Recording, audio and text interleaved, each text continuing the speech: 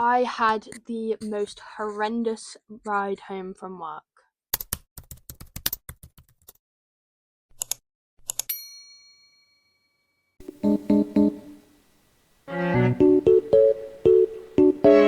Hi guys, welcome back to my channel. I am msryderr if you are new here. If you are not new here, then welcome back.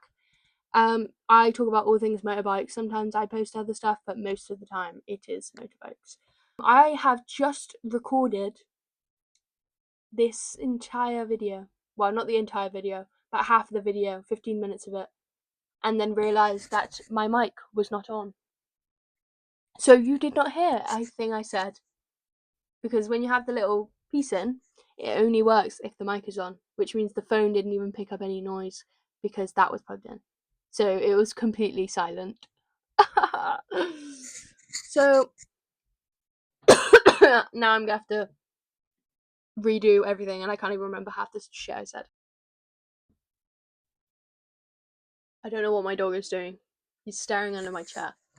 Anyway, so after nearly drowning on my way home today, I finally understand why some bikers decide to put their bikes away for winter.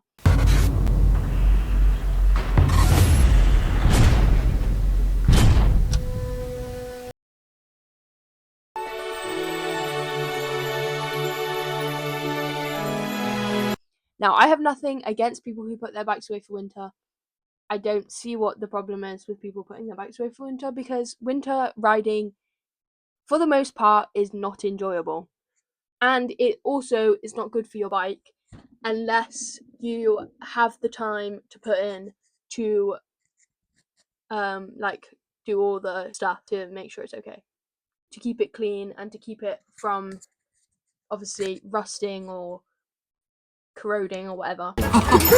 Fred, thank you. He knows my name. He knows my name. But if you don't have the time for that, because people are employed, then people choose to put the bike away for winter, which is fair enough. I don't put my bike away for winter because it is my primary transport. I don't have a car.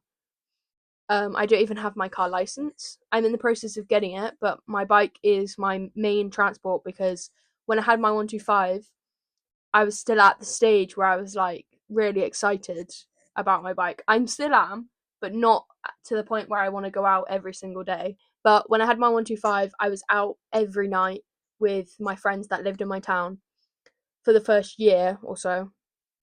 And I never thought of getting a bike because we'd go out in the rain all the time.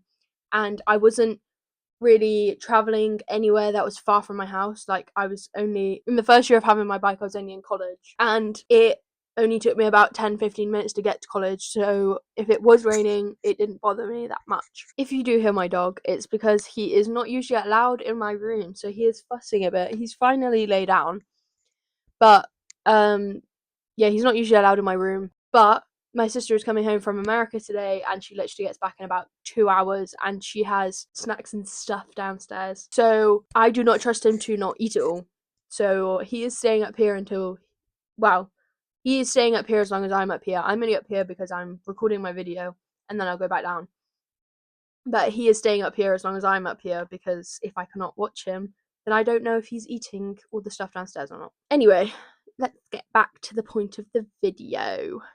So, my number one point is just rain, wind, ice, and just freezing temperatures in general. Riding in icy conditions or snowy conditions is the most dangerous thing I have ever experienced, because you can hit a patch of ice that you can't even see, and then you slip and crash and potentially harm yourself or worse.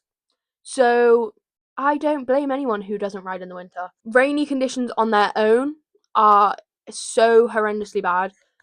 In the day, it's not as bad, but when it's getting towards nighttime, or it is nighttime, the visibility is horrendous, because even if you have a clear visor, because with the rain on your visor, if you have people coming at you with especially LED headlights, you are completely blinded. LED headlights, you're completely blinded. Normal headlights, not so much.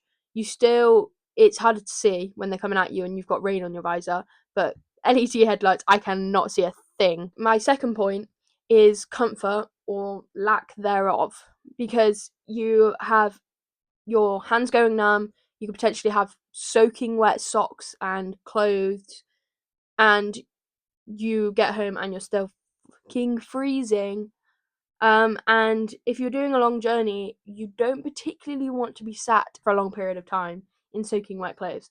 You don't get much comfort at all when it comes to riding in the winter.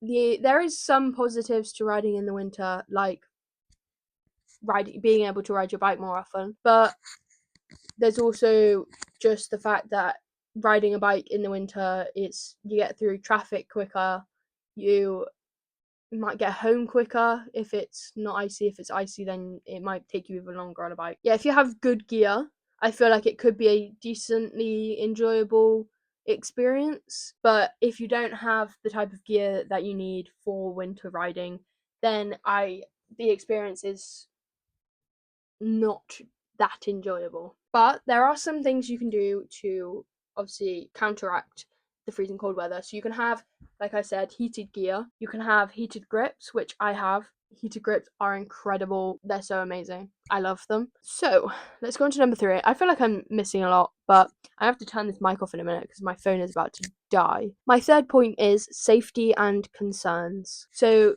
when it comes to safety concerns, if you are a biker who's been riding for a while, then I don't need to explain this to you, but there is obviously going to be slippery roads, there's going to be black ice, there's going to be lower tyre grip, and there's going to be cars not expecting bikers in the winter.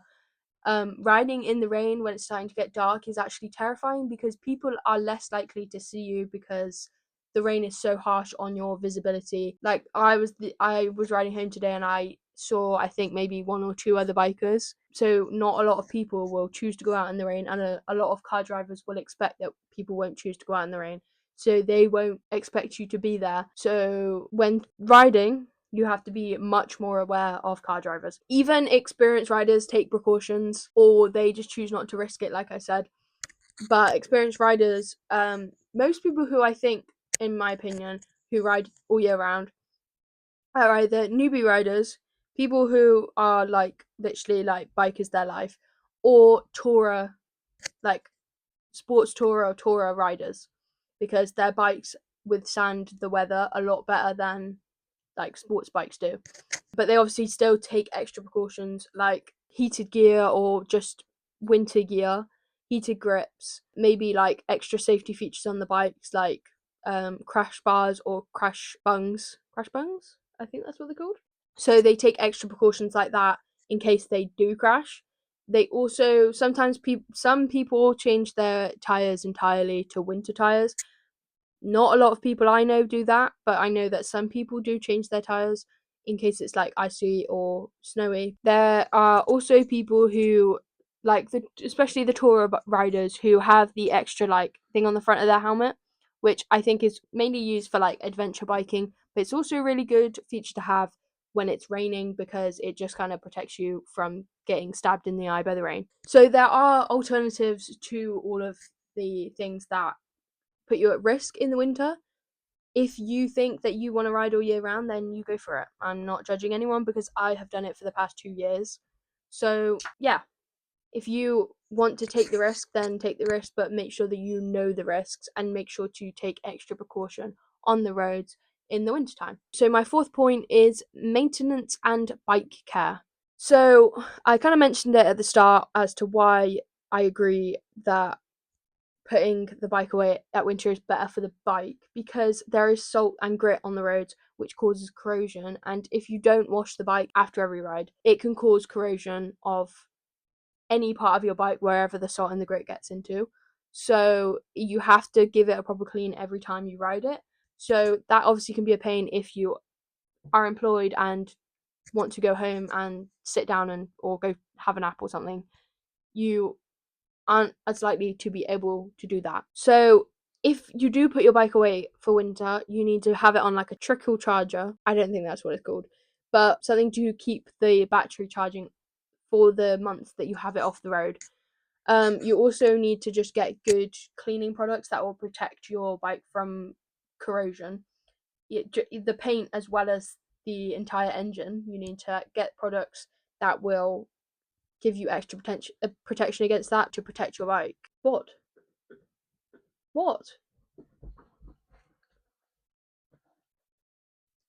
So the sixth thing I'm going to talk about is like why some still ride. And if you commute and you don't like that's your only mode of transport, then you have no choice.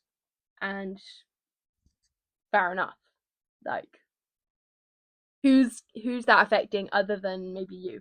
Like I said before, some still ride because they like the harsh weather, they find it peaceful, and some choose to not ride because they don't find it peaceful or they want to protect their bike against the elements. Your bike is much more likely to last longer if you don't ride in the winter, to be completely honest, because you are not exposing it to the harsher conditions like winter riders do, or all year riders do. So I think that is all of the points that I need to make. There is definitely a lot I'm missing because I talked for a good while and didn't realize that my mic wasn't on. So yeah, but my points here are not to discourage you from riding in the winter. It's just to let you know the risks of riding in the winter, and it's also just to get people to stop having this huge argument about whether people who don't ride in the winter are wusses or not, because I've done both. I've commuted to work in the rain, in the cold, and it was awful. In my opinion, I hated it. So I have nothing against people who put their bikes away at winter. But you do you, I guess. But this video is just to let everyone know the risks of riding in the rain, and just to like really show why some people decide to put their bikes away at winter, and it's fair enough if they do. So we're going to end on a little question. So do you hibernate your bike, or do you ride through the storms through the winter? Because after today I'm much closer to buying a car, getting my license, and driving to work in a car for the winter, because in my opinion it's not worth the hassle. If I wasn't riding as far, I don't think I'd have as much of a problem, but because I ride so far to work, I just really hated it. But that is all for today. I gotta go down and let my dog out because he is having a hissy fit about being in here. So if you enjoyed this video, then let me know down below. If I'm missing any points, then please feel free to comment down below what else you would like to warn people about riding in winter, or just a reason as to why you decide to ride in the winter. So that is all for today. Thank you for watching, and remember to like and subscribe. That is all. Thank you for watching. Bye bye.